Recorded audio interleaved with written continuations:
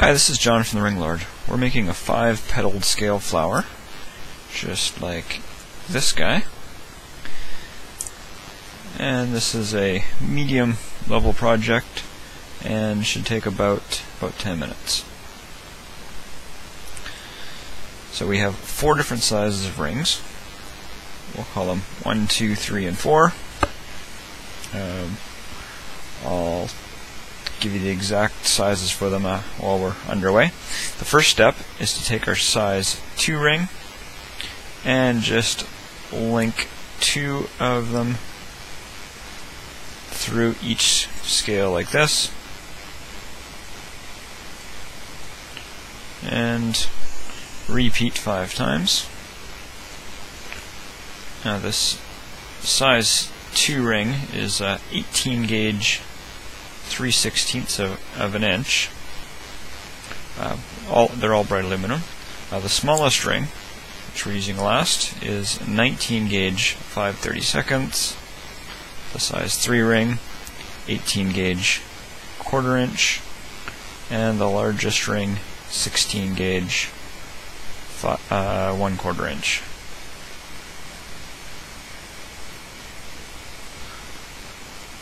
These scales are anodized aluminum. These ones in particular purple.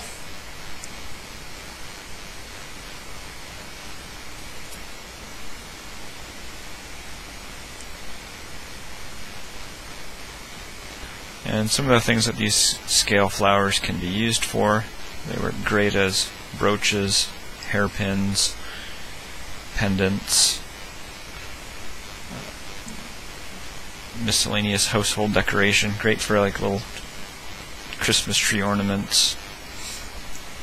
I have seen them being linked together and being used as a bracelet or as a sort of centerpiece on a bracelet.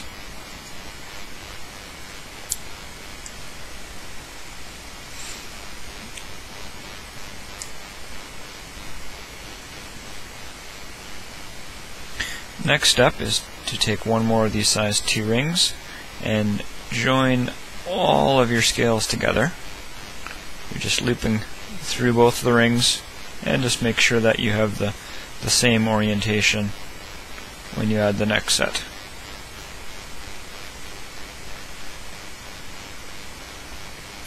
All really easy till we get to the last one, and then you'll notice that they barely fit. And you will need to sort of cram that last one on. A pair of chain nose pliers would be slightly more appropriate.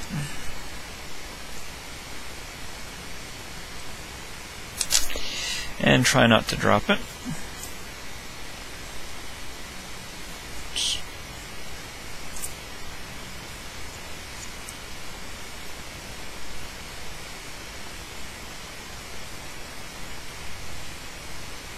Okay, so you sort of balance them all and close that last ring. And now we'll start to look a little bit like a flower, but not a whole lot yet. So next step, we're going to flip this over and work on the inside of the flower. Slightly easier starting at the inside. And we're using our number 3 rings and going through 2 rings on adjacent scales. You do not want to go through the 2 rings that are going through the same scale.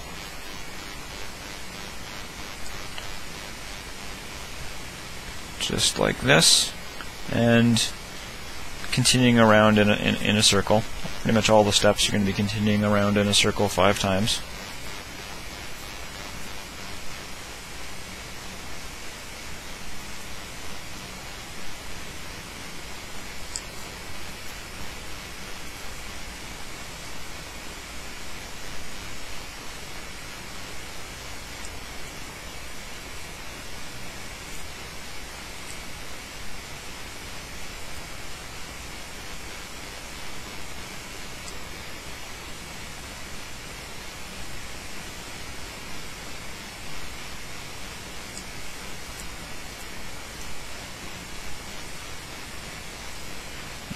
5th ring.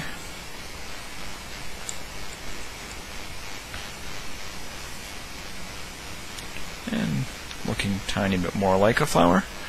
And now we're going to flip the flower over and work on the back side. And we're using our number 4 ring, the largest ring. And it's exact same as the last step, where we're going through the rings on 2 adjacent scales.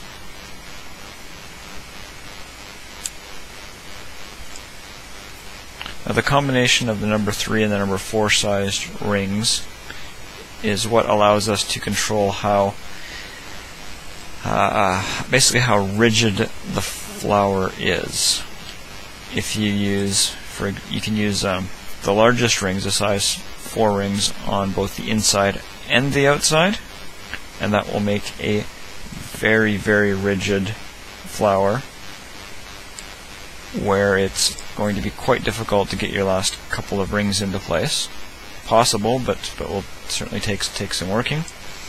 The combination that we're using here with the larger rings on the outside and the slightly smaller rings on the inside makes a nice sort of a nice compromise between difficulty and firmness. It's let's call it a firm enough flower, but it will still have some curve to it, as we'll see.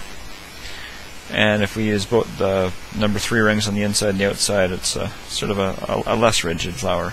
I'll show you examples of all those later.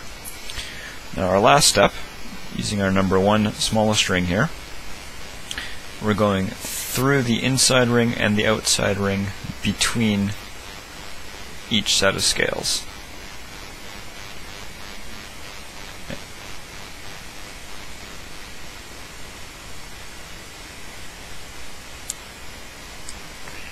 I think I'll try working from the inside. There, just move these into the middle.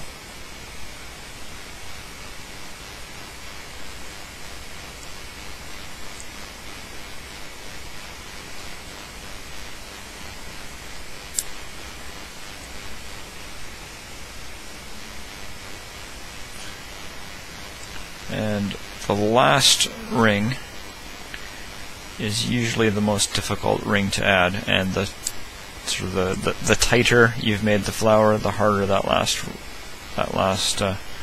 ring will be to add.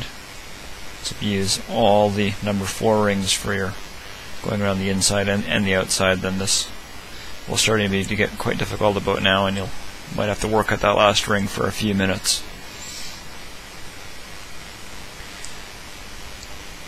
Okay, now for the last ring, all we're doing, just sort of spread the flower's petals out evenly, and in this case that last ring isn't particularly difficult at all. We end up with a flower that is, you can see how it's curved toward the center, and it's not completely rigid, like there's a little bit of flexibility in it, but it still holds its shape and looks great. And just to show you some examples, here is a flower where we've used the larger rings. Oh, nope, that's the same.